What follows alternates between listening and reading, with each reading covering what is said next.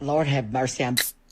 Well, welcome, my delightful, deranged delinquents, to the Gabbin' in the Games for the 22nd of October. It's nice to see you.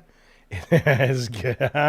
It's good to have you here. Blah blah blah. I'm kind of listen, fellas and filettis.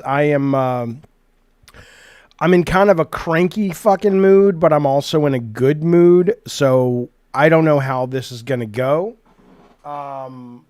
It could be one of those days that's just delightful as shit. And it could be one of those days where it's like, fuck, why is he in such a bad mood? We'll find out together. We'll find out together. Hello, Bukaki Drive By. Bukaki says that he wants to know where this sound clip is from. My understanding, this one right here. No offense, David Jaffe, but that's bullshit. This was from a contestant on a PlayStation show called The Tester that I was on a couple of times. And I think I kicked her off. It was one of those kind of like, oh no, you have to go home. Like home is some abusive place or something. It's like, right? I don't know that. Now that would be a reality show. It's like you pull people out of these like horrible home situations where they're being abused and all kinds of shit. Horrible things. I'm not even going to say it. It's too early in the show. I'll get demonetized, but you know what I'm thinking. All kinds of abuse and things that we don't talk about, you know, in church on Sundays. And basically, if you get sent home, that's really bad because it's like, fuck. It's like Tina Turner's on and she's got to go back to Ike. Yeah, the point is, welcome to Gabbin' and Games, and that's what it was from. And I kicked this lady off the show, and, you know, she was upset about it. Bukaki says, oh, yeah, I didn't watch that since I'm not some loser nerd like the rest he is. Let me explain something to you, you stupid son of a bitch, you Appalachian hillbilly fuck. I was on it. I was paid ducats to be on it. Actually, I wasn't paid anything, but they said they'd promote my game. So BE says the winner was supposed to get a job. If you were on the tester and you won, you were supposed to get a job, which you did. At least the first season was Sony Santa Monica. And the guy who won season 1, Will Powers, went on to a 5 to 10 year career in video game PR. I don't think he's in games anymore, but I mean, it absolutely was a launch pad for him. So that was good. What I always disliked about the show was it was not the... And I get it, right? I mean, they went out and they hired a company that actually did reality shows, right? And so it was like, oh, what's good TV is let's have them do a pumpkin flinging contest. I don't fucking know. But ultimately, as a game guy and a game creator at the time, I'm like, really? How about we, have them find some bugs and shit and somehow figure out a way? Like, how about this? How about for every bug you find, let's say there's like, your mother is in a dunk tank, and for every bug you find, or someone else finds, she gets lower and lower, closer to being dunked or something. But it would still be, relevant to making video games and being a tester. That would have been a show, my friends. That would have been a fucking show. Testing games, and if you fucked up, people that you love got hurt. Or for every time you missed a bug, but your competitors found the bug, they pulled $100 out of your bank account. That, my friends, would be a show I would watch. Bukaki says, Jaffe, do you still have an assistant? If not, you should have a competition. Let me tell you what happened. No, I don't have an assistant anymore, because fundamentally what I found her doing the most, and she was great, nothing was wrong with her, but fundamentally what I found that I worked with her the most on was going shopping for me. And one day, and she shouldn't have shared this with me, she was very smart, and she remains very smart and very bright, but she was having a brain fart day, because on this day she called me when I sent her out to get groceries, and she calls me and she's like, oh my God, it's so packed. It might've been Thanksgiving weekend, I don't know, but she's like, the grocery store is packed. I said, oh, okay, well, no worries. I'm in no hurry. She says, oh, no, I got it. She says, I'm sitting in my car and I use the app to order. So they're shopping for me and they're just going to bring it out to me. And I'm like, wait. there's an app. You can order groceries and they'll bring them. Why do I need you? So she kind of made herself redundant. So sorry, Jill. That's, what do you want from me? I'm not going to keep paying for that when I could. Anyway, welcome to the show, my good friends. By the way, I was wearing these sunglasses or whatever these are, these costume glasses on Constellation over on Last Stand Media. And I saw a comment where someone said, Jaffe must think he's really cool in those glasses.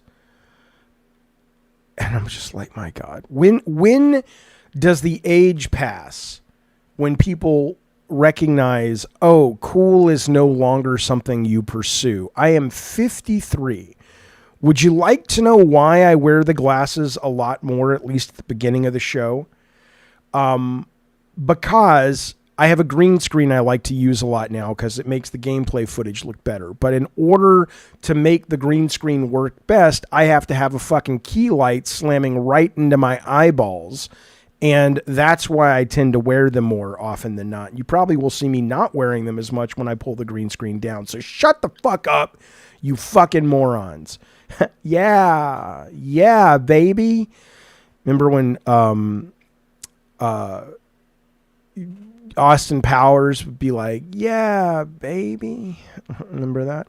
Hey, Retro Gaming, Retro Queen Gamers here. Retro is one of our D&D players. She is crackerjack at that game. This is the woman who turned into a polar bear and squished somebody. That was my favorite moment of that whole campaign. We were trying to rob these vaults, and these guards are coming in, and she says, I'm going to turn into an ant and crawl on this guy's hand, and then I'm going to crawl up on his fucking head, and then I'm going to turn into a polar bear. The enemies in D&D have some high fucking hit points, though, because I'm like, okay, that would have done it. That should have squished him and killed him. It got him close, but we still had to kind of slit his fucking throat and shit. It was a fun game. It's a fun game. Hello from the Bay. From the Bay. Flattery will get you everywhere, sir. He says, hey, Jaffe, I love the stuff you're doing on your channel. Keep it up. I don't even care if he's a bot. He's going to sell me something. Flattery will get you somewhere. All right. Do you think gaming podcasts and news have ruined games? Hear me out, says David Gaynor. I don't know. Do I think gaming podcasts and news have ruined games? No. Okay, well, here's what I'll tell you, and I will hear you out. I will see what you have to say on this subject. And we have news, by the way, but we'll get to that.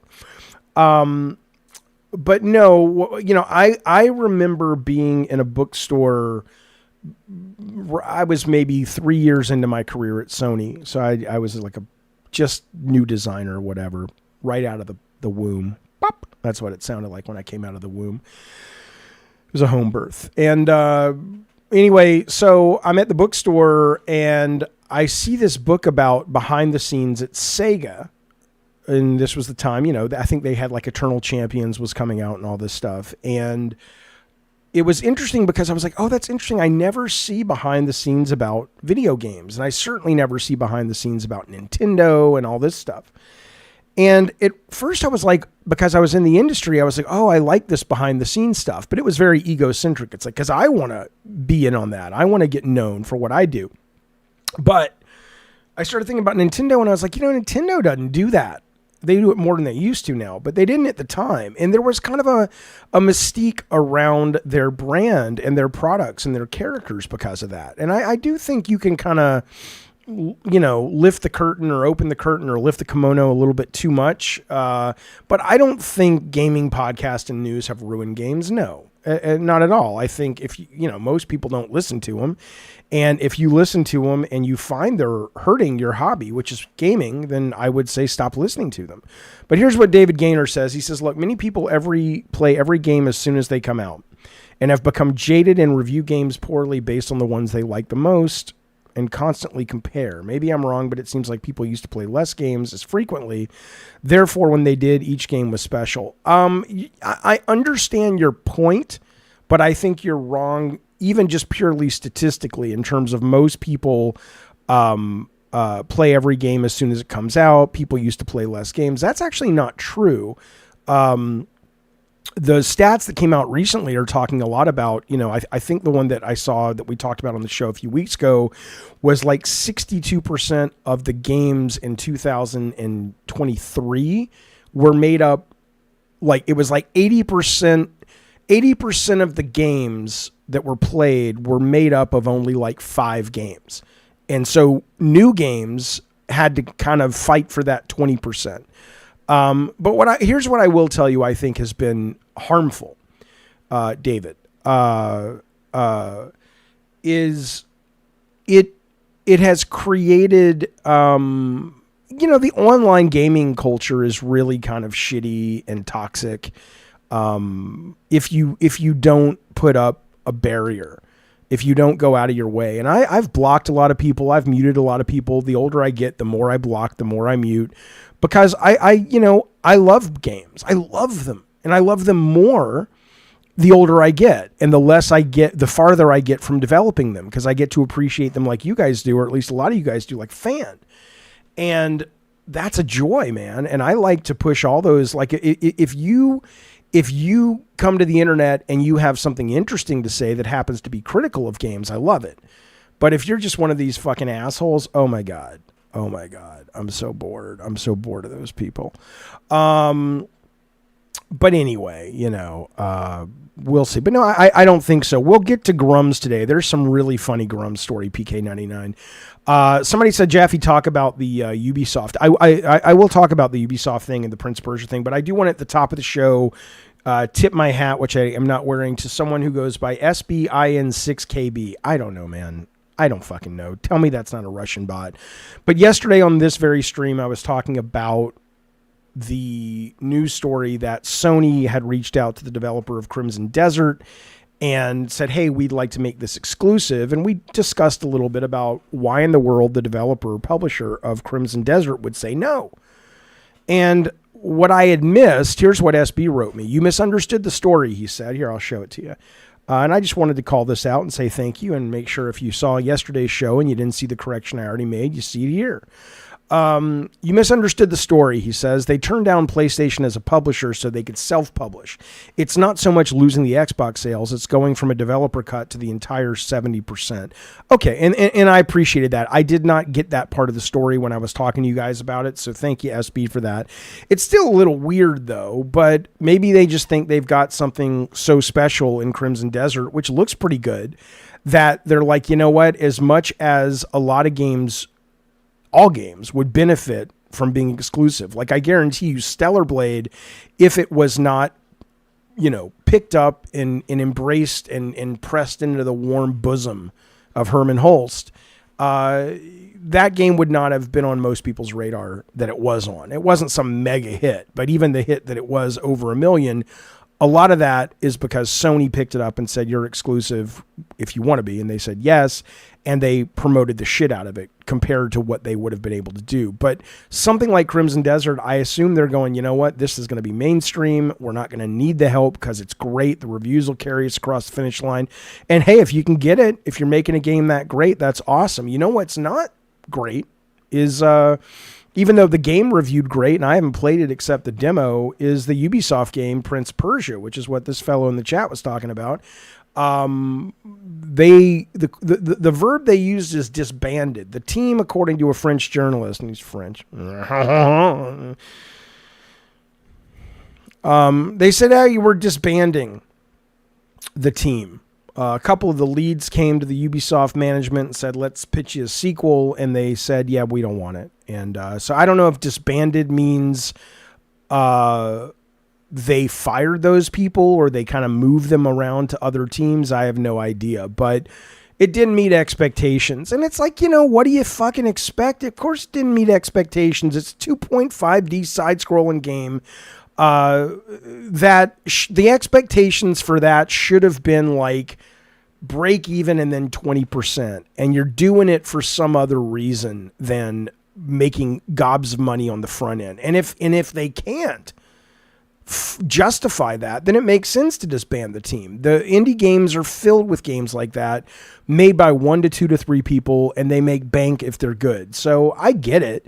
But it never ceases to amaze me how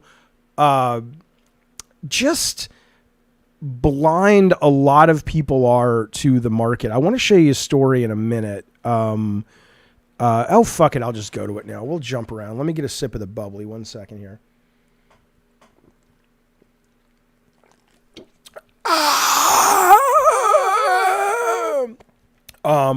Ubisoft also. Maybe the chat can educate me on this. I don't understand this. Why do I always... That's not what I was going to ask you guys. Why do I... Look how far away I am on the screen. Why do I always sit like this and then I end up like coming off the screen? It's like, Jaffe, the more you're off the screen, the better people watch the show, the better views you get. Stay off the screen, you jackass. Listen to me. Shut up, Chris, in the chat. Chris, I see you. Nuggy the Grifter, I see you. So Ubisoft came out and said, hey, we're canceling the early access part of Assassin's Creed Shadows, right? We already know they delayed it till February 14th. They're saying, and it sounds like this is semi-accurate, or if not fully accurate, that the reason they're doing it is because they're like, hey, well, we need to polish it. It's buggy as fuck. Okay, cool. Come on now. And cool, great. But then the news broke yesterday. They said, yeah, but we're also going to take early access out. And I was like, well, okay, let's think about that for a minute. Why would they do that? Why do you remove the early access from Assassin's Creed Shadows? One of two reasons, is I would imagine. At first, I was thinking that maybe, because we still don't really know how successful or detrimental Ubisoft Plus, which lets you play early access and the entire games library of brand new games 3 days early, let alone the whole month for $18-19, which is how I played Outlaws, Star Wars Outlaws, which tanked its sales. We still don't really know if that actually was a crucial part to why, or a meaningful part to why Star Wars Outlaws did not sell. Like how many people just played it, quote, for free. I sure did. So maybe they're like, look, we need to make Ubisoft Plus a little less incentivizing, tantalizing for people, because that's killing us. Maybe, but I think maybe the more realistic assumption is because maybe they're worried it's not very good. Or maybe they're worried that it is really good, but all these grifters that are out there making money talking about, there's a black guy in it. I'm not going to deal with black people in my real world. I certainly don't want to deal with them in my video games because I'm a racist. Those people are out there, sadly. Maybe they're like, look, let's get ahead of this, because if we put this out early access, even though it's not accurate, it may be game of the year, we're going to get a bunch of fucking assholes stirring up a bunch of bullshit controversy, and that's going to hurt actual day one sales for the mainstream. I don't know what else it could be. UB execs are rooting out the woke, says, okay. Why did I even read it? The Ubisoft CEOs decided to investigate the teams working on Assassin's Creed. Really weird news coming out, says Da Vinci. What do you mean? What do you mean they decided to investigate the teams working on Assassin's Creed? What happened?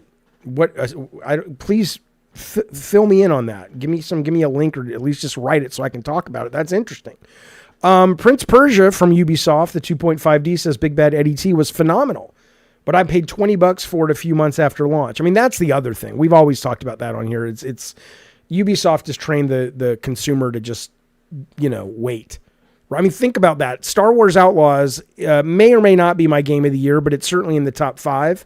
And I will tell you that most people who wait for Black Friday, I mean, let's see what it is right now. I'm curious what you can get it for. It's probably not on sale yet, but Amazon Star Wars Outlaws. This is a $70 game. It hadn't dropped in price, so maybe they get it. Maybe they're like, look, we have to protect this because that's what fucked us really bad.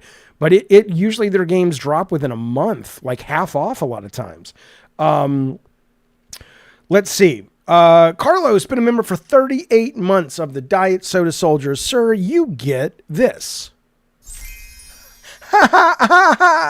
He says, I was hearing the latest episode of Constellation. I wasn't expected animated pussy smelling like strawberry. Thank God for headphones. If you don't know what Carlos is talking about, this is vulgar. Deal with it. I was on a Constellation from Last Stand Media with, who was I on with? I was on with Chris Raygun, their new guy from, what's that? Easy Allies. Good dude. I don't know him that well. I'm only getting to know him, so I'm bad with names. And then Dagan was on it, right? And I think we were talking about Brad. There you go. Thank you, Carlos. And we were talking about anime. And I says to the lady, "There's no lady on the show." I said to one of them, I think we were talking about art and anime. And Dagan was getting into anime as an artist and a fan when he was in high school. And I said, it'd be fun to have sex with an anime woman. And I don't mean a real life woman who looks like an anime woman. I mean like an actual cartoon, like Jessica Rabbit. And we got to talking about the variety of smells that would emanate from various orifices. And that's what he's talking about. And it was a joy of a conversation. Everyone there was enlightened and we are wiser for it. Absolutely. I got to finish Prince of Persia, says Lutron. Awesome fucking game. Got roped back into Destiny. I mean, this is the thing, man. There's too many games to play. There's too many games. They're too long. But what am I playing right now? I'll get to that in a minute. Did I discuss the Spider-Man 2, says Hip Optimus Prime, DLC situation? I need your hot take. My hot take is I don't care. Not to be a dick, but I bought the game. I enjoy the game very much. Now here's what I would ask you, Hip Hop. Did they promise DLC? I know they promised like costumes and stuff, but did they ever say, hey, DLC is coming? And then they canceled that? Or did they say DLC, they trained you to expect it, right? And then people are pissed off because now it's not coming. I don't care. I love Spider-Man. He's my number 1, number 2 favorite superhero of all time. But what I'll tell you is I'm good. I've had my fill between Miles Morales, which is my favorite Spider-Man game, Spider-Man 1, Spider-Man 2. I'm totally fine. So I don't really give a shit, frankly. There's my brother, by the way, in the chat, Philip Jaffe, and he types Gatlinburg. I was talking to him this morning. Let me run something by the chat real quick. He says to me, you should come. My sister and her family rent a cabin every year in Gatlinburg, Tennessee, which is kind of, if you don't know, it's like a ski town. It's kind of a redneck ski town, but they've got fun things there like museums, Ripley, believe it or not, all that shit. And I'm thinking maybe, because my daughter can't come, my ex can't come, but maybe Calvin and I will come down to the Gatlinburg, start in November. And I said to Philip, I says, well, yeah, but see, I have to stream. I can't take all that time off. He says, no, you can stream from the cabin. And you can stream from downtown Gatlinburg, which is like, there's lots of cool shit down there. And I could sit there. Here's what I'll say, Philip, watching the show. He never comes on the show. He's much more politically left than I am. I mean, he's a little he is a little firecracker when it comes to politics. So if he'll get stoned and I'll get stoned and we'll do a live political stream, and then we'll also talk about UFOs and all that from the deck of the cabin, then I'll consider it meaningfully. I'm already considering it. I'd like to go. But would you want to watch a stream live from the cabin with bears and stoned rednecks sitting in the mountains? Let me know. Fuck you, Bukkake Drive-By, you piece of shit. Anyway, but I'd love to. This is my hope. I got Calvin's still asleep. Eddie T says do it. I probably will. I gotta see if I can get all the plates spinning. Johnny Peterson says, I live a few miles from Gatlinburg and I think the Jaffe fam would have a fucking fantastic time. They go all the time, Johnny Peterson, but this would be me going for the first time. And maybe I'll go and maybe we'll do a meet and greet at the cabin. There you go. Come on now. Donald Trump just interrupted my stream. What do I? Fuck that guy. Okay.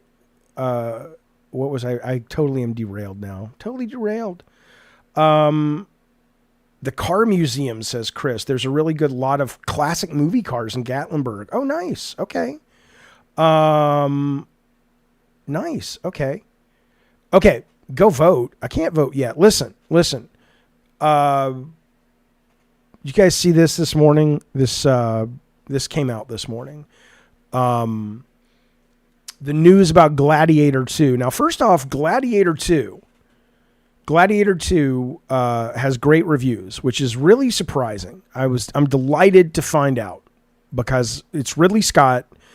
I really like Ridley Scott. I really like that Ridley Scott is still creating relevant, successful pop culture hits. I think the man's 80, right? It's rare you see that in a filmmaker or any kind of creative, right? But so the reviews are great. And then today they announced the popcorn bucket. And as JB in the chat says, I am going to see the motion picture show Gladiator 2 at the theater. I'm going to the motion picture house as well to see Gladiator 2 because I usually never go. But the popcorn bucket has decided or has worked to bring me out of the house. And here's why. It is a popcorn bucket, and I'll show you a picture in a second. It is in the shape of the Colosseum where the gladiators did the gladiating. And after you have finished your popcorn, you can take your phone and you can aim your phone down, and there's like a QR code at the bottom of the popcorn bucket, and it will create an AR arena gladiator experience in the remnants or in the empty popcorn bucket. Here it is right here. Come on now. I mean, you got to support the motion picture show house for no other reason than to get the AR experience of the goddamn popcorn bucket. That is cool, man. That is fucking cool. Bulbo says Russell Crowe was supposed to be in Gladiator 2. This is an insult to the brand. What was he going to be, a ghost? He died. He's dead. What are you talking about? The fuck are you talking about? Man, no thank you. No thank you. I wouldn't want him in there. But yeah, Denzel's in the goddamn motion picture show. You're not putting popcorn in that thing? Oh, I am. I can't wait. I'm getting that. I'll be on the back wall when I don't do the green screen. One more AR thing real quick. I will get to video game news. I got to show you guys this. I do. In fact, another reason I don't want to spend $3,500. It's a lot of fucking money. And I know there's going to be a better version of the Apple iVision, whatever the fuck they call it. So I haven't done it yet. My nephew, who will be at the cabin, has one of these. And I don't know if maybe I don't have this lined up, but oh my God, they've got this new app now where you can look around your environment and just everything goes 1-to-1 with your furniture. So you can change it to like horror. You can change it to 1950s. You can change it to look like you're living in a cave, but all the tables and chairs and shit is still fucking 1-to-1. It's awesome. It's fucking awesome. All right. You thought the original pitch for Gladiator 2 had time travel shit. I think you're thinking of the last Indiana Jones film, which is terrifying. The fact that I'm going to spoil it if you haven't seen Dial of Destiny. The fact that the last Indiana Jones movie has him going back in time to ancient Greece is the most ridiculous horse shit I've ever heard of. And I'm a huge Indiana Jones fan, but you can go fuck yourself. Okay. Okay. Apple iVision. Is it even worth it? Not at $3,500, but it's worth it as a stepping stone to get us to this, to the AR glasses that will literally become, as meaningful a change to our culture, good or bad, as, smartphones were.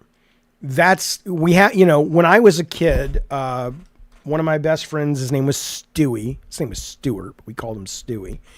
And in fact, once I reconnected with him on Facebook many years later, and we were like in our 30s, I still called him Stewie. He did not like that, but I did not care.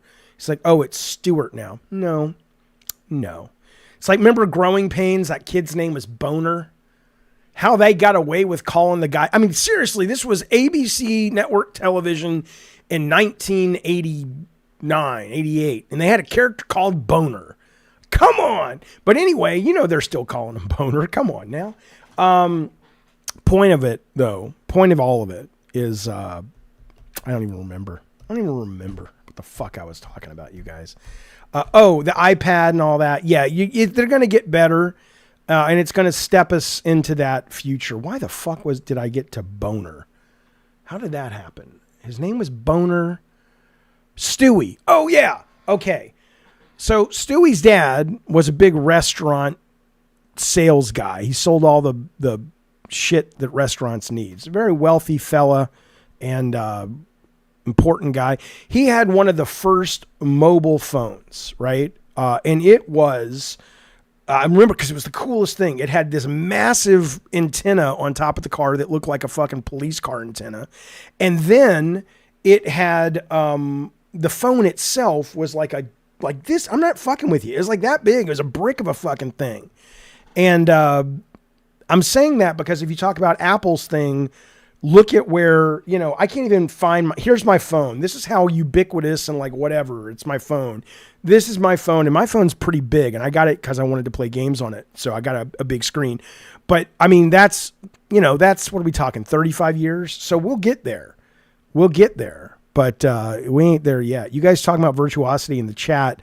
Did you guys see the best Denzel movie that is underrated is the one, I think it's called Deja Vu, where he has that, and directed, by the way, by Ridley Scott's brother, the late Tony Scott. But he had this headset, and when you put the headset on, he could see, I think it was like either 10 seconds into the future or 10 seconds into the past.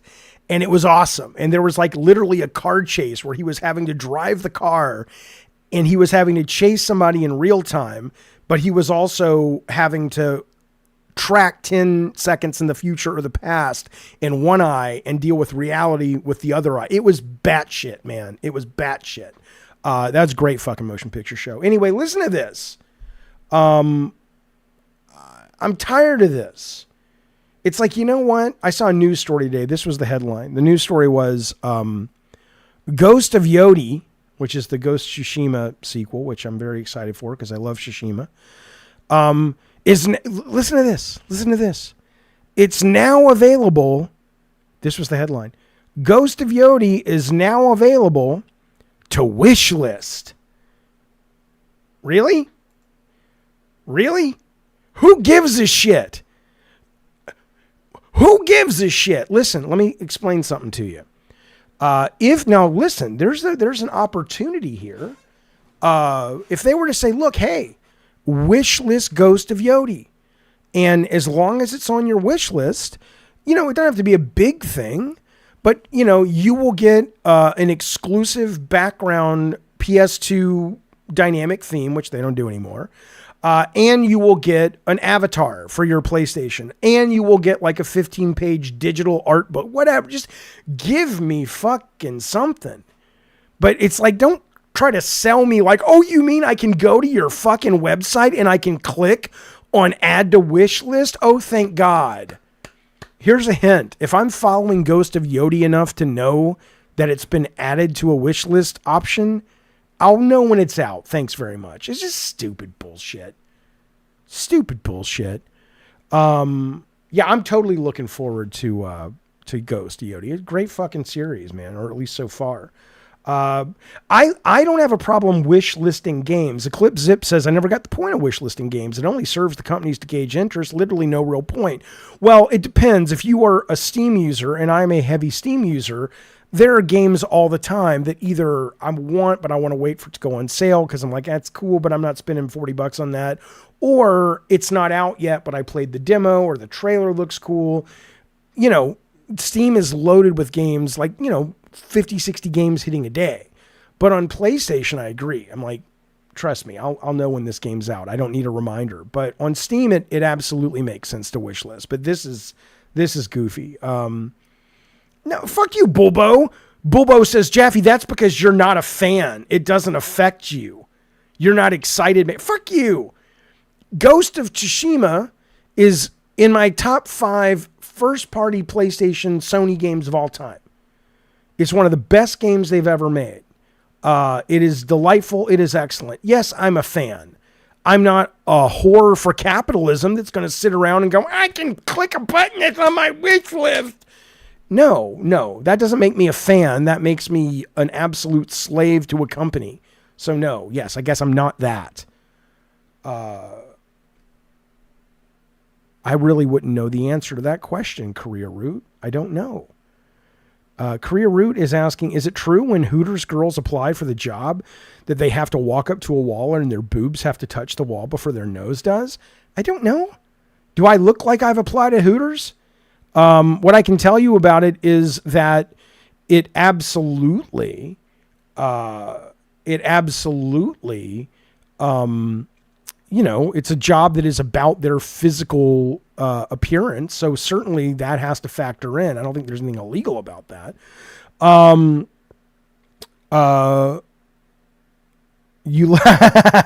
Career Root says I look like the line cook at a Hooters. Well, I could probably work at Hooters that way. Sure.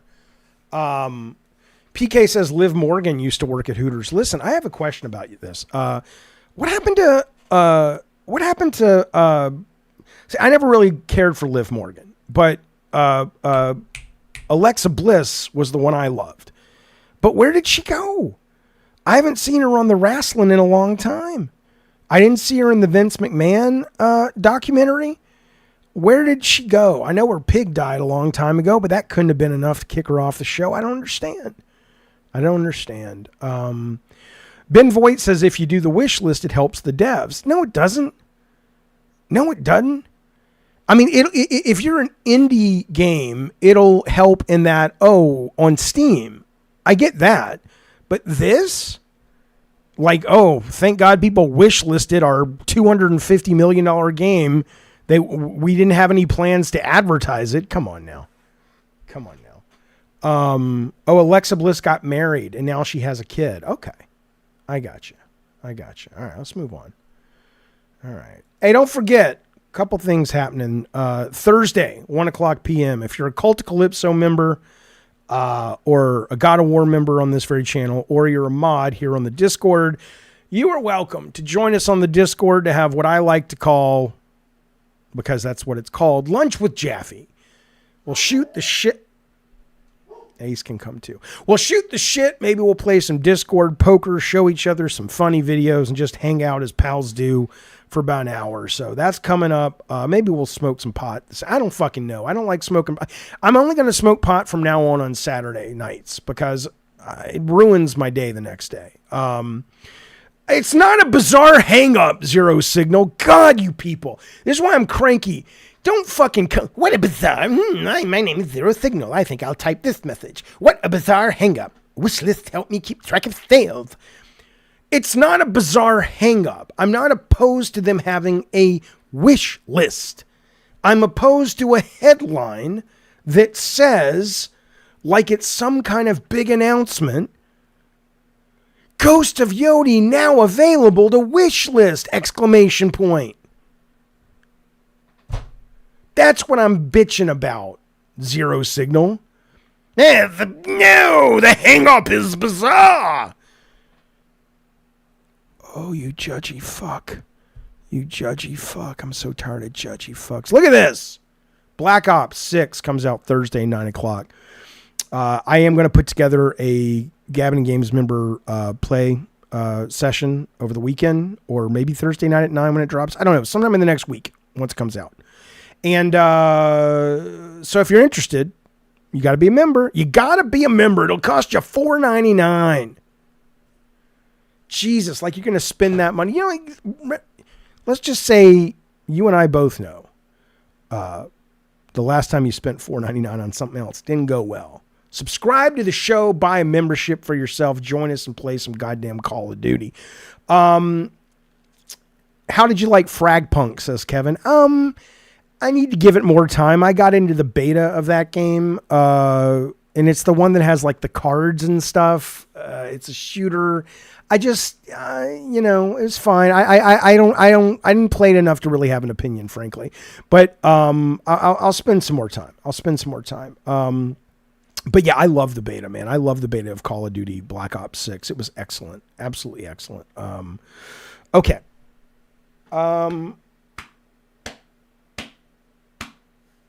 That's what you get. That's what you'll get for $4.99 Tones, is you'll get a hand job from an old dude. No, that's not me, but that's the best you can do with your $4.99. No, I don't think so. All right, let's move forward. And one more thing. All members right now are able to get the episode of Brain on Games. It's all about freedom in video games. That will be going live for free for everyone over the weekend. And a new episode will be coming up before Halloween of Brain on Games, all about horror in video games and a bunch of stuff I've played recently. Check that shit out as well. That's also something you get for your ducats. Don't be a fucking baby. Don't be a fucking baby.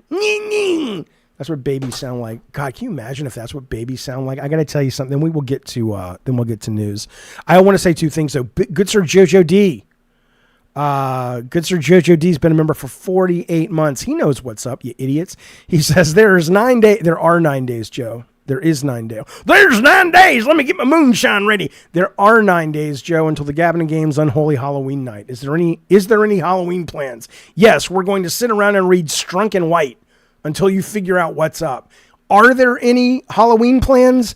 Perhaps a Monster Mash? There are Halloween plans, but I'm not entirely sure what they are yet. Thank you, Jojo D, for all the support. And thank you, Lutron. Lutron has gifted 5 motherfuckers memberships to this very channel. Now that's 5 new people because of Lutron's generosity and richness that will allow them to come to have lunch with us this Thursday and to play Call of Duty. Would you like to know their names? Not a problem. I can provide that for you. Lucas Rodriguez is one of them.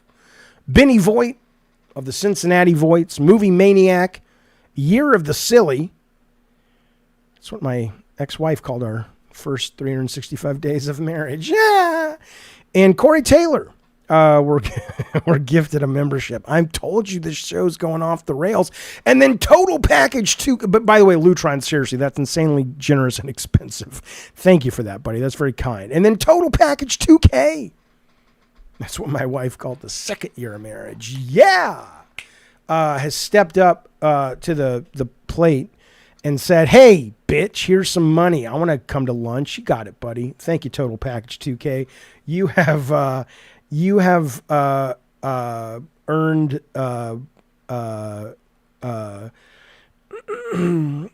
earned the right to use this soundbite in your life. I would like to rear up and jackknife my legs and kick you both with my foot bone. Jaffe made her fall out of her seat. Who's her? What lady? Where's the lady? I don't see the lady. Okay. Oh man, I have a head rush now. Let's talk about some news, shall we? Oh my God, you guys. You know what sucks? Did you guys see that news? Okay, listen, man. I'm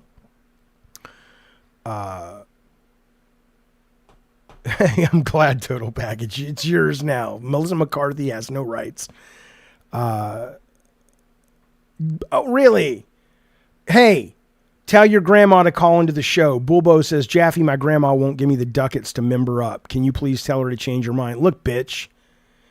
You want a little cunnilingus from Papa Jaffe, old lady? Then pony up. $14.99.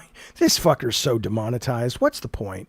$14.99. I'll get over there betwixt your nether regions and I'll show you where the horse bit you. Come on now, Bulbo's grandma. Let the man spend some money. Let him open your pocketbook. Clear out your Excedrin PM and your green stamps and pay up, old bitch.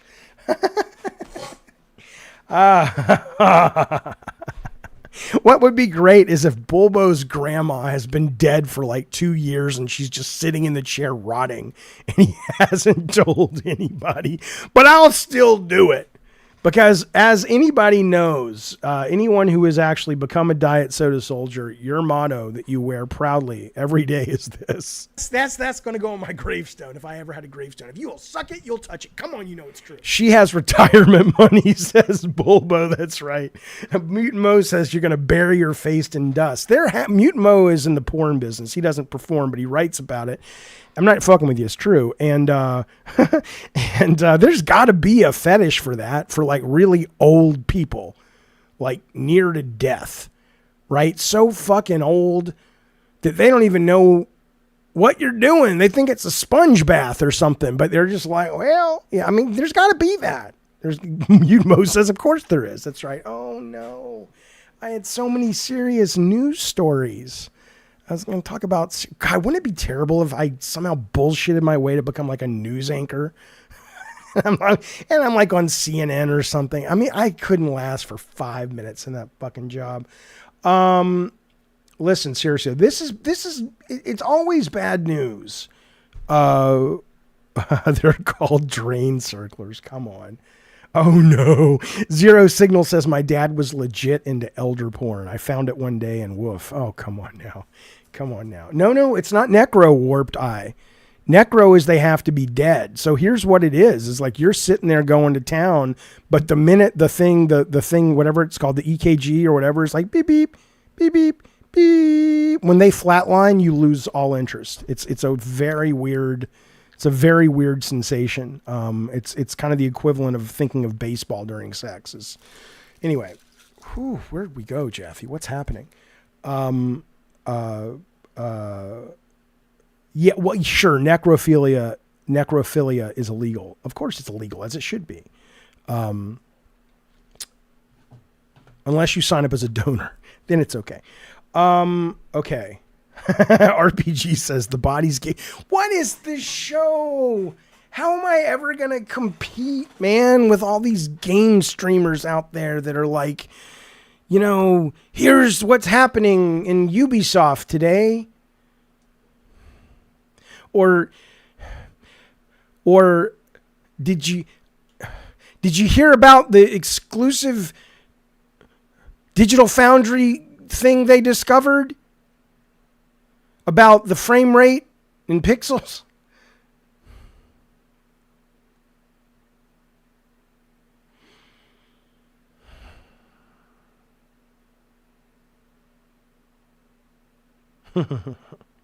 I have to meditate. Give me 10 seconds. I just have to recenter so I can provide you a real show. Shh. Really, I'm going to meditate 10 seconds.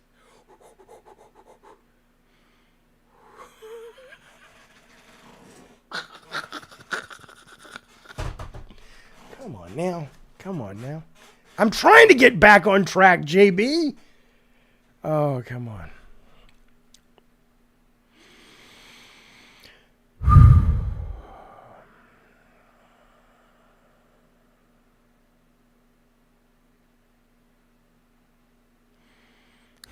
Okay, let's try. This is bad news, though. Really? Like, what's funny about it is, like, I think I have this, like, I have a responsibility to deliver the news. Idiot. Like, you can't find this shit out on your own. I mean, think about that for a minute.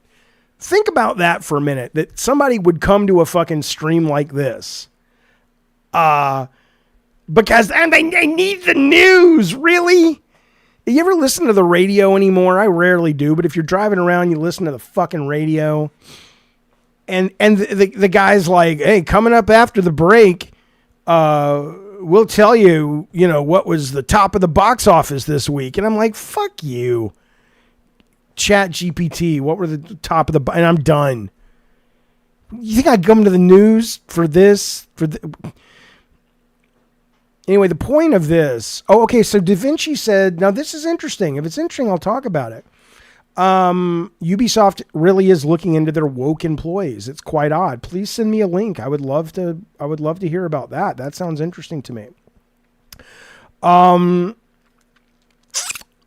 Anyway, listen to this. So, you saw the news last night.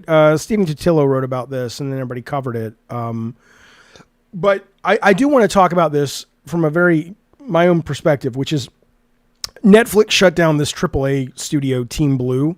So, this is ridiculous. It's not ridiculous that maybe the game wasn't going anywhere, although I find that hard to believe. You are talking about the art director, who is a fucking crackerjack of a talent. If you go over to his Twitter account, Raf Garcetti is staggeringly talented. He was doing creative art direction on the game. They had creative directors from God of War, Overwatch, Bungie from Halo. This was staggeringly packed with experienced talent. Now, it's one thing to say, okay, the game wasn't working. Maybe that's true. But what really happened is Mike Verdu, he's the Tom Hanks of gaming, one of the nicest executives in video games.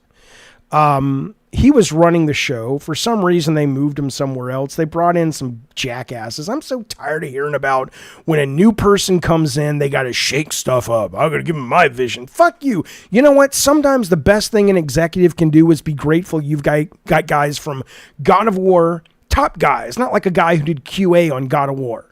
You've got top men and women, but I only know these three, which are the men, but I'm quoting Raiders. God of War, Overwatch, Halo at your studio. The best thing you can do is say, what would you like for lunch? Because I'm going to get out of your fucking way. Okay? Now, what this may have been is because one of two things was going to happen, or a couple things were going to happen. Number one is Netflix was going to go, we're going after Stadia. Not that, or I don't mean Stadia like it's a thing to go after because they're dead, but in terms of we do see streaming games as the future, and we're already starting to see that with their mobile games, like trying to get it so you can just click a button and play versus download the game. We know that's the future, and we want to start actually building some stuff that would motivate people to come play on Netflix, like big games, Game of the Year contenders, right? And either they're like, you know what, the tech just isn't as far along as we hoped it would be by now, or they said, we are going to go into big publishing and sell this stuff on Steam and PlayStation and whatever, but we'll also stream it on Netflix. And maybe they said, we don't want to get into that business. Maybe that's what the new executive said, or maybe it was a mix of both. But it's just like, I loved this idea, and the idea of getting the best talent together and saying, let's actually really swing for the fences with something that's streamable. And again, you don't have to stream it, but you could design it so it would stream. So it doesn't have to be like, even if your internet's decent but not brilliant, it would still work. But I mean, again, I don't know. There could have been a very valid reason they shut this team down. They still have some non-mobile teams that are going, so maybe there was something very specific to Team Blue. But what I can tell you is, man, this is a talented bunch. And it really sucks to see that Netflix didn't go, this isn't working, but how do we use these people? These are some of the best experienced people working in games. How in the world, hang on, my screen's going away. I think I looped it though. Come on, loop that shit. How in the world are you going to not keep these guys on the payroll and say, figure out something else? I don't understand. It pisses me off. You know what somebody said that also pisses me off? I had this screen up yesterday and someone's like, I can't stand the AI background. Shut up. Shut up. I'm so fucking tired. AI. Shut up. It's fast. It's cool. It's efficient. If it's illegal, sue the fuck out of the people that are stealing your artwork. Make the companies play ball. Make sure there are laws in place. Excellent. No one should have their stuff ripped off. But short of that, shut up. You wish you were an artist. You hate you're having work stolen away. I get it. It sucks. It's progress. It's life. It happens all the time. It's capitalism. You want to fight the fight? I'll fight capitalism, at least the way it is right now with you. But don't act like it's AI's fault. It's excellent. It is fast. It is inexpensive. I don't want to pay a fucking artist $2,000 to do something I can do in 5 minutes. Sorry.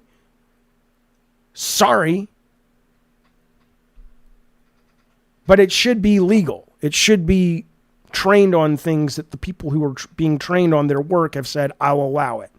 Now pay me, bitch. That should be in the law. Listen to this, by the way. Whatever you think of Trump, you know what I think of Trump. You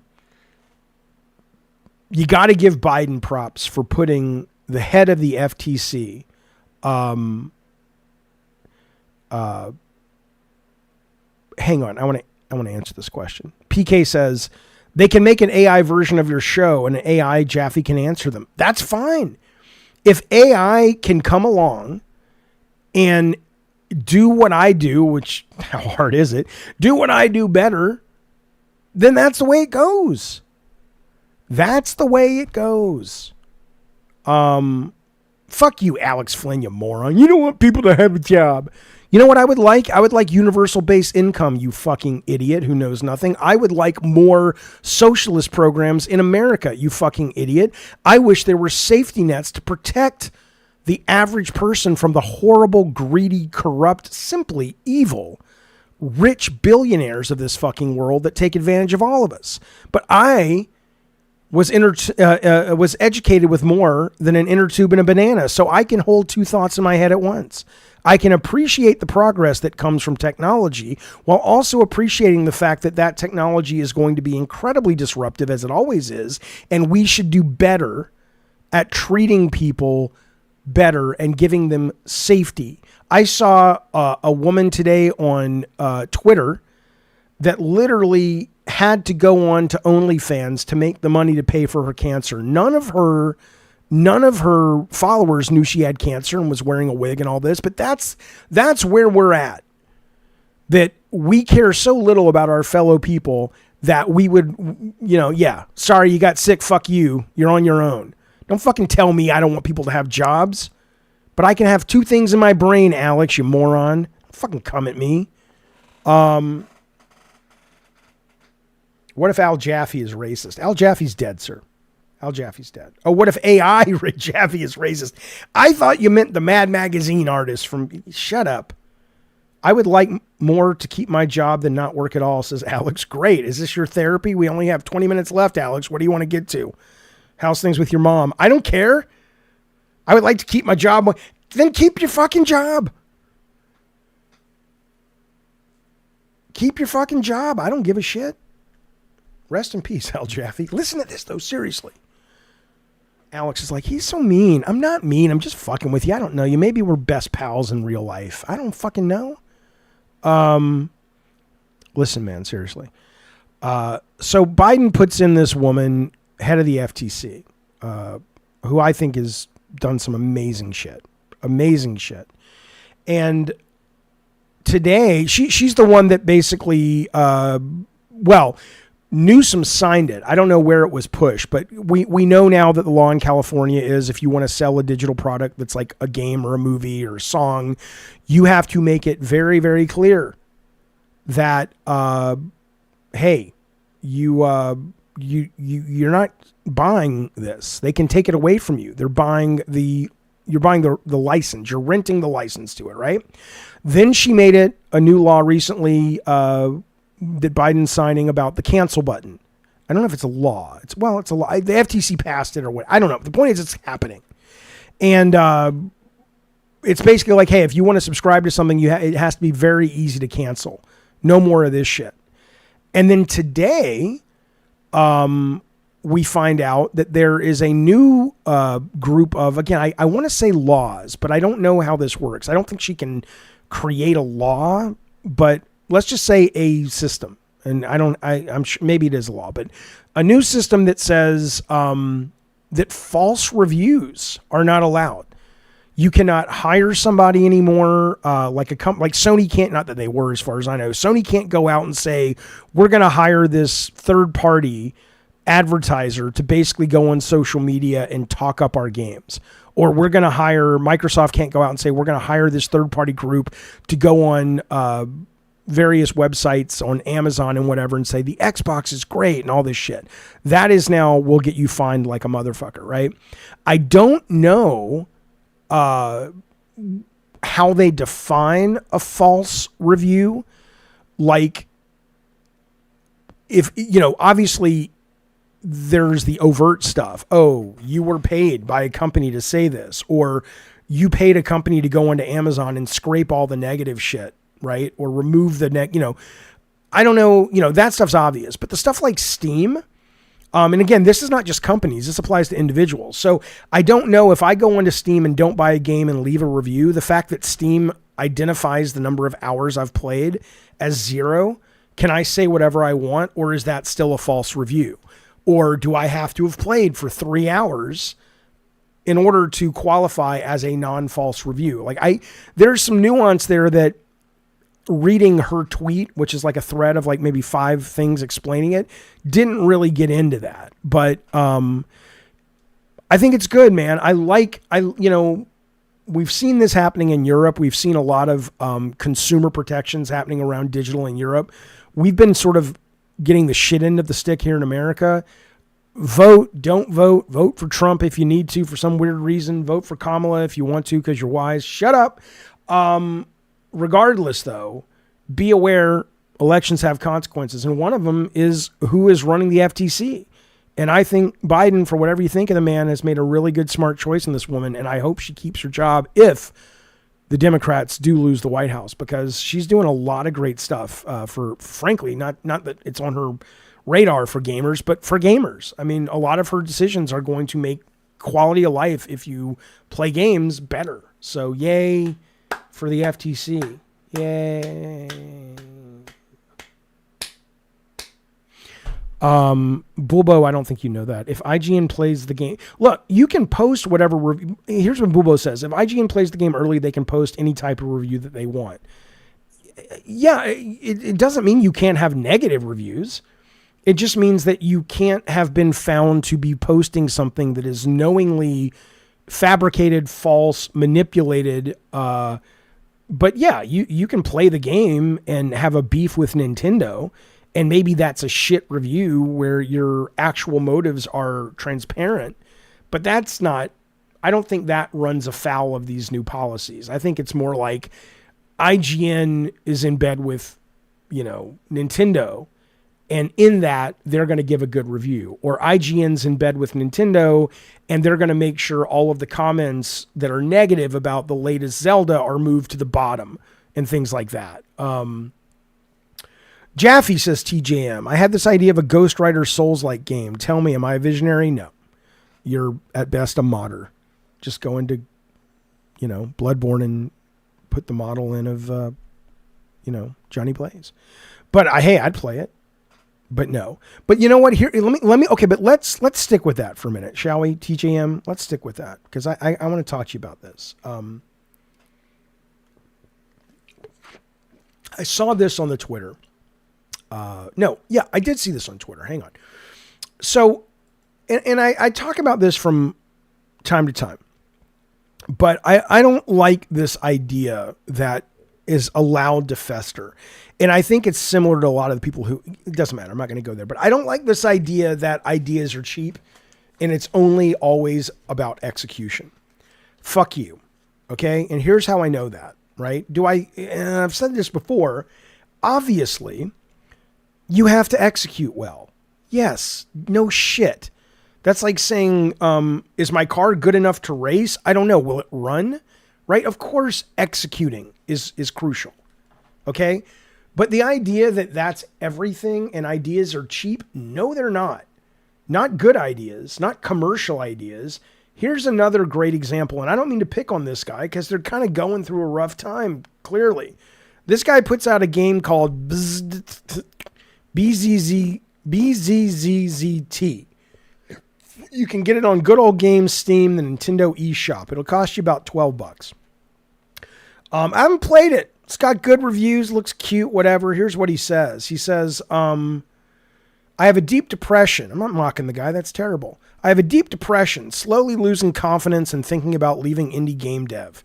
My game has overwhelmingly positive reviews on Steam, but its sales are below expectations. I don't know what I did wrong, so I can't see how to improve it. Maybe you can help me.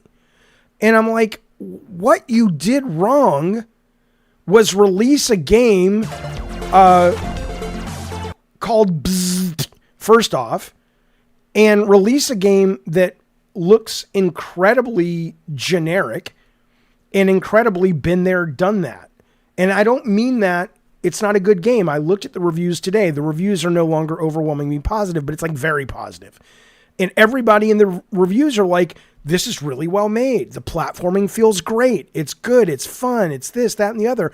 But inevitably, what you also see is a lot of people in the reviews not responding to his tweet saying, there's nothing this game does that hasn't been done time and time and time and time again.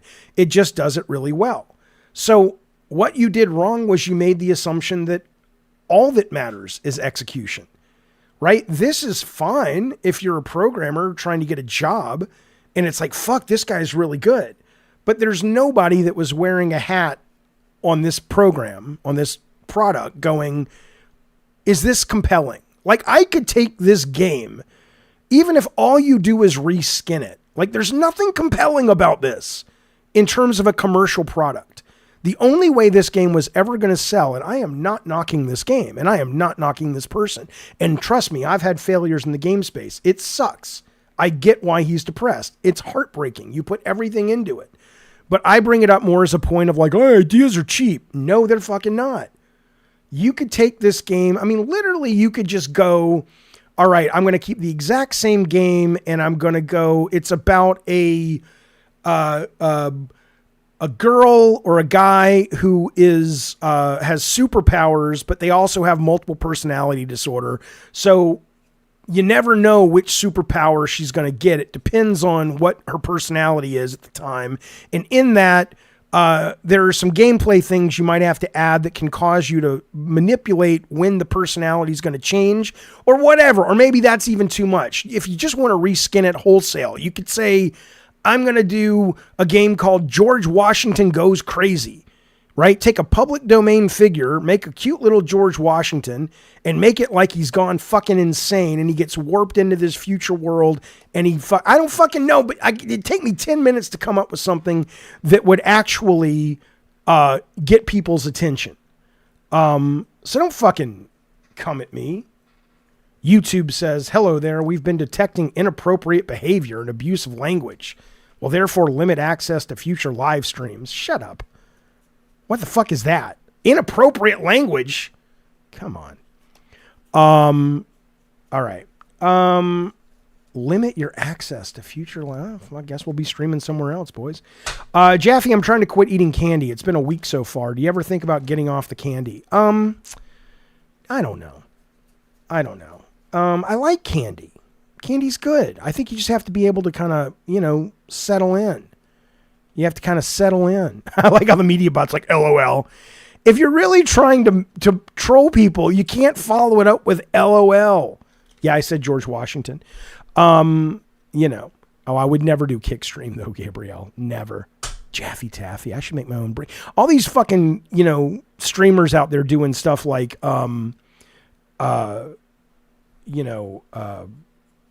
coffee. I would fucking do.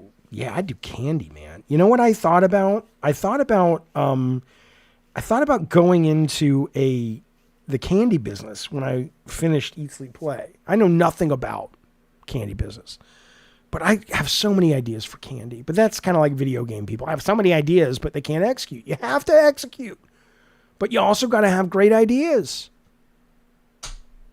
And I feel for this guy, but this is kind of the thing, man. Put on your fucking marketing hat. Or at least just accept the fact that that's not for you. What's for you is you're clearly a great programmer. You're a great game designer. You've got really good chops. Now hook up with somebody who can make something commercial and you guys go make some fucking ducats. But I don't know. Have I ever played Elden Ring? Are you nuts? It's my favorite game of all time. I was playing it last night, actually. Yeah, this game looks too hard to me too, but that doesn't stop anything in the indie space for a lot. He can market the fact he didn't market it. Well, frankly, this came onto my radar because I was like, oh, he's depressed his game didn't sell. And that tweet, I guess, let me see how many, it didn't get that many, but it got 288 likes. It clearly found its way to me. I'd never heard of this game before. But I see this a lot, though. I see this a lot with indie devs. And again, maybe I get so because I did it for so long. Maybe they really do drink the Kool-Aid and go, if you just make what you love and it's good, people will show up. And it's like, yeah, that's not how that works. That's not how that works at all. That is the lie that you're sold. That is the bullshit that you're sold. And you can do that and you should do that, but you should know what you're getting into. But yeah, this offers nothing, at least on first glance. Now, maybe there's something really special, but if there is, that's not hinted at. And that's also part of the problem. All right. Let's move on, shall we? Let's move on. Where'd it go? Hang on one second. God, I was playing with my dog and now I touched my eye and, now I got allergies. It is the way it is. It's the way of the world, boys. It's the way of the world.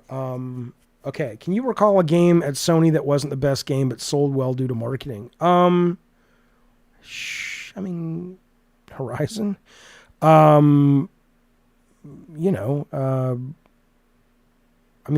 Frankly, Twisted Metal 1 wasn't a great game. It was a great game for its time in that it was unique, but the concept made that game work. The concept made that game fly. And then it was good enough and novel enough. I genuinely still stand behind Twisted Metal 2 as a great game, but I do not think Twisted Metal 1 was a great game, but it came along at the right time. And it had a great hook. But I've told the story many times about, we pitched marketing Twisted Metal and Warhawk. And I went to pee and the marketing guys were in there and they didn't know who I was. And they were talking all about how great Warhawk was. And I was just like going, but no one's talking about Twisted Metal. But Warhawk came out and it didn't do shit because it just conceptually wasn't that strong of a title. It was a great title. You have no idea, man. I remember Warhawk was the show pony. Twisted Metal looked like a fucking dog compared to a lot of other fucking games. But Warhawk, when they had there were 3 moments in Warhawk on PS1 that absolutely blew my mind. And we were like, oh my God, this is amazing. One was the canyon, because we had never seen reflections in the water like that. One was the storm where you dove through the clouds and then the clouds dissipated and you had another section of the level below and above the clouds. It was like, are you out of your fucking mind? And then the other one that really blew our minds, and I know you're going to say, well, what's the big deal? Back then, this was mega. You're flying the ship around and you come up to an airship and you're able to shoot the airship and things on the airship, but then you can fly inside the airship. Now, again, I get it. Now you're like, so back then that was some heavy lifting. You didn't do that. You didn't fucking do that, man. Blew our fucking minds, man. It was amazing, those guys. Look at this. Andreas is here. Thank you, buddy. 41 months as a diet soda soldier. Why can't you guys be more like your brother Andreas? He says, hey, Papa, couldn't agree more on ideas. I get shit ideas all the time. Those are cheap. The sellable ones are the shit. You goddamn right. And they're hard, and they should be hard. And you can't just get by only with that. But it's got to be in your toolkit, man. I agree, Andreas. It's crazy. But I think what it is it's people... It's the people that don't really have a lot of good ideas, or they're not, that want to shit on them and kind of relegate them to this place of non-importance. And it's like, yeah, you only think that because that's not how your brain works. And that's fine. My brain doesn't work like a great programmer. I don't know how to do what this guy's doing that made this game. Memecast guy says, I don't know why, but I could imagine if Jaffe had a candy company, he would make something like Jaffe Sour Anal Beads. Yes, it wasn't that. I'll tell you what our lineup was for the first year. We had, it wasn't called shit in a diaper, but it was basically fudge in a little diaper. And then you ate the fudge out of the diaper. We also had a toilet, but I think somebody beat us to this eventually, where it was a toilet, with fudge, but you had like the lick-a-stick that you could lick and put it in the toilet. So it was like a plunger stick, but you could lick the plunger. And then my ex came up with one called Monkey Boogers, which came like as a little mottled monkey head and you stuck your finger up the nose and you pulled out green goo that was just kind of like, candy, like gummy goo. It was great. It was great. Jojo D says there's 2 months left till the end of the year. Any great games people looking forward to? Yes. Call of Duty coming out this Thursday at 9:00 California time. Indiana Jones coming out December 6th. Stalker coming out November 20th. Stalker 2. I'm in. There's some great stuff coming. And there's also some great indie stuff coming. There's always good stuff, man. Yeah, that would sell in the 90s like crazy, said Lucas. You goddamn right. Mario Luigi Brothership is Mutant Mo. I'm actually not looking forward to that one, but I am so in on Zelda right now. I am loving the fuck out of Zelda. I'm going to tell you, like, this year there's been some excellent games, but even in the last month, Silent Hill 2, Zelda, and Star Wars Outlaws, man, have all been delightful. Delightful. I bet you can count Arkham Shadow players on your hand. Hang on, let me see who this is real quick. That's a scam. I don't care. Calvin always is like, don't answer those. They're scams. I'm like, oh, I love scams. They're so fun. I like to fuck with them. I bet. Okay, so Arkham Shadows is the game I think that is coming out today on MetaQuest 3 only. And I was close this morning to buying a MetaQuest 3 because I'm like, okay, people are saying this game is really, really great. But then I watched some more of the reviews and people are like, you don't want to buy a MetaQuest for this. It's really good. It's a 10-hour game. It's really good, but it's you don't want to go. It's not a game that you need to spend $400, $300 on. Okay, so RPG says Zelda. I played 10 minutes trying to get into it. You actually like the mechanic of replicating objects. Yes, but what I will tell you is the first hour to hour and a half of Zelda, I was like, it's okay. I liked it, but I wasn't like enamored by it. And it was very similar. I'm like, oh, this is kind of annoying to have to go in here and keep just spawning these objects, whatever. But after about an hour and a half, it's not that the game got good. It's that I got used to being able to spawn these echoes easily and quickly. And I started finding really unique ways to use them that I hadn't thought about. And I started discovering that there were a lot of things I could make echoes of that it didn't occur to me that I could make echoes of, like these smashing platforms. The minute you can make an echo of a smashing platform that raises and lowers, it totally opens up chunks of the world, I have not been playing anything on GeForce lately because I've been playing a lot of Silent Hill 2, which was obviously on... Last thing I played on GeForce was Outlaws, and then I got into Silent Hill 2, and now I'm playing the Zelda. So, okay, let's see what else we got in the news. Let's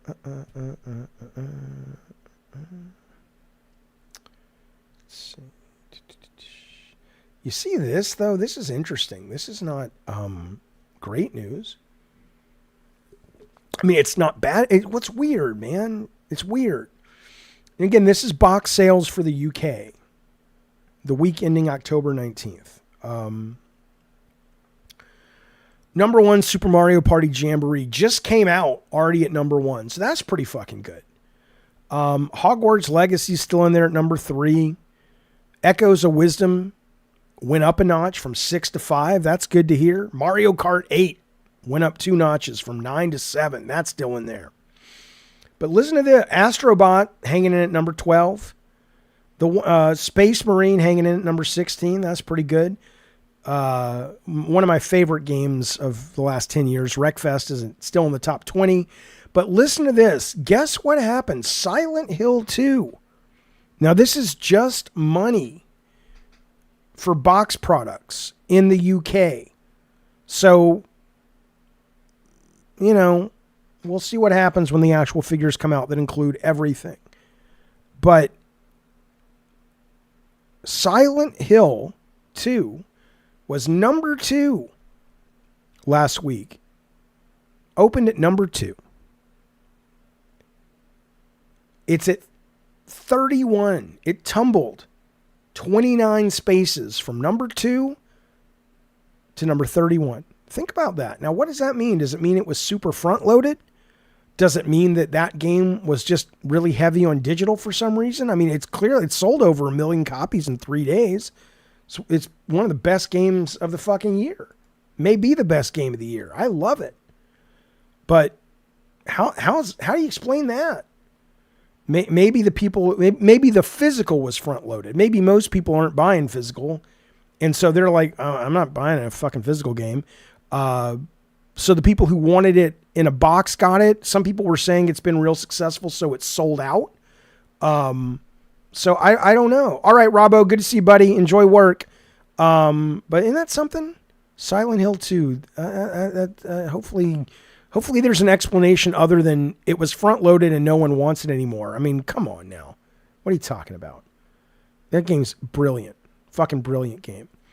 I wonder if I have to assume Until Dawn is nowhere to be seen, right? I don't think Until Dawn's on here. There's no way. Yeah, it's not on there at all. Okay, one sec. There we go. I can bring that back up. Okay. The Silent Hill fan 2s bought it. I get it, but it's not just a game for Silent Hill 2 fan. I mean, it's a great horror game. I was not a mega Silent Hill 2 fan. I didn't buy it because of nostalgia. UK's the smallest market, says PK. Sure, I'm not suggesting that, because it's the smallest market, I understand that the number of sales there are minuscule compared to other places, but what I do think is valuable data is, even though maybe only 10% of the people that bought it there bought it in America, it still represents an interest in that particular title that I do think will be replicated in various other territories. But this one's not too good either now. And this one feels like it makes more sense to be front-loaded and then have legs. Metaphor Refantasio, which people say is delightful, and I'm played the demo and I plan on playing it more. Opened at number 7 and it dropped to number 24. So I don't know which one of those is going to have the longer legs, but I assume Fantasio will, because it's just a longer game. It's probably going to endear itself to a much more rabid vocal fan base. But Silent Hill 2 is a very commercial product. It's weird, man. It's weird. Lucas says, but it is a sequel, even if it isn't. When you see a 2 next to a title, some people assume you need to play part 1. I mean, that's not a bad point. If you don't know Silent Hill, that might be meaningfully confusing, and they need people that don't know Silent Hill to buy it. So, it's a good point. It's a good point. There's another stat, says Billy Bones, about it selling 88% for PlayStation versus 12% for PC. Yeah. I mean, I usually game on PC if I can, but I picked it up for PlayStation because I wanted to play it with the DualSense, man.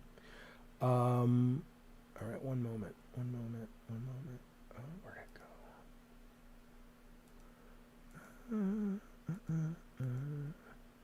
go? Interesting.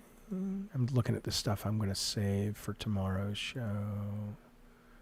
I'm going to save all this stuff. There's some good stuff for tomorrow. I do want to let you know, though, seriously, if you are an Amazon Prime member, there are some really good free games right now for October. Tomb Raider Legend, BioShock Remastered, Doom Eternal, Ghostbusters, Zombies Ate My Neighbors, which is a classic SNES game, remake, Ghoul Patrol as well. Coming next week or into this week, Monster Train's one of the best card games ever. Gargoyles Remastered from the Disney show. Pumpkin Jack is one of the best Halloween games ever. Plague's Tale. All these are free. You can get them on Good Old Games, Epic Game Store, Amazon Game App. So it totally depends on, but they're all free. You just got to be members of those various services, which is free as well. But I just want to let you know, if you have Amazon Prime, don't miss out. It is a very, very, very good month. Are these on Luna? I don't know. Actually, I don't see anything here listed for Luna, but I'm not entirely sure.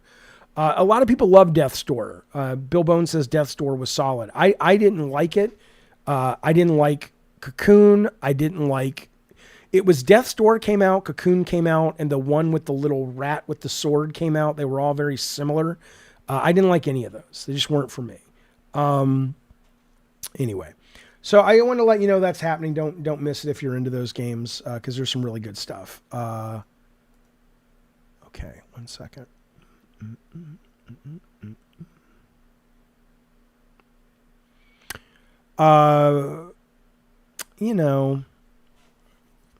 You know, what's it called? I was going to talk about Grums today, but I think I'll push that. Well, maybe we'll talk about it today. Let's I don't know. Nah, I'll do that tomorrow. I'll do that tomorrow. Tunic was what it was called. There you go. Thank you, Mass Produce. Yeah, I'm done. I'm tired. It's 1 o'clock here in San Diego. I eat lunch, edit. Maybe I'll stream some stuff later. Were you ever into any RTSs this toxic? Not really. My brain doesn't do those really well. Now I'll do the Grum. Let's just say the Grums thing is goofy. Have I been contacted to host the Game Awards? Can you imagine? Come on. Can you imagine? No. As for my Game of the Year stuff, I don't know. I always do something, and we'll do something. Although I'll probably wait till February, because to do it until, I don't believe in Game of the Years happening until February, because you gotta have time to play all the shit, man. You gotta have time to play all the shit. Okay, but that's the show. New members, welcome. Old members, thank you. Consider a membership. Don't forget, coming up. Seriously, don't be a fucking baby. Don't forget, coming up, Lunch with Jaffe, Thursday, Cult of Calypso and above. Consider a membership. Lord Garth, been a member for 35 months. He wants you to know, thank you, buddy. He says, freeze-dried candy is big now. Please take normal candy, freeze-dry it, and sell it for a ton. Okay. I don't know what he's talking about. I think he's reaching the end of days. Thank you, buddy. Seriously, I appreciate it. Don't forget, though, Lunch with Jaffe. We're going to do something with Call of Duty. And then again, Brain on Games, if you're a new member, that is behind a paywall for a few more days.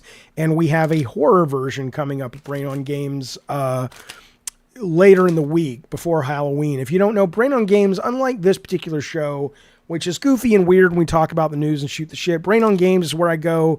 It's not a live stream. It's where I really dive deep into video game design and philosophy, and I just, the stuff I love where I'm not being a jackass. So that's what that is. Yeah, 1 Minute Gamer says, I like Brain on Games. Cool, man. I appreciate that. I'm glad you like it. I like doing it. All right. Be well, be safe. Don't forget, freeze dry your candy. And old Gimpy, thank you, buddy. Thank you, Brad Skagg. Thank you, everybody. Thank you, RPG. Thank you, Bukaki, for modding the goddamn stream. Be well, be safe. If I don't see you later in the day streaming somewhere on our Discord, I will see you tomorrow on a new Gabbin' Games, sometime tomorrow between 10:45 and 11:45, depending on when I can drag my ass out of bed. And you know how your mom is. She's demanding, and she's never satisfied. So she takes a while to get done. Be well, be safe, and I'll see you guys soon. Bye, everybody.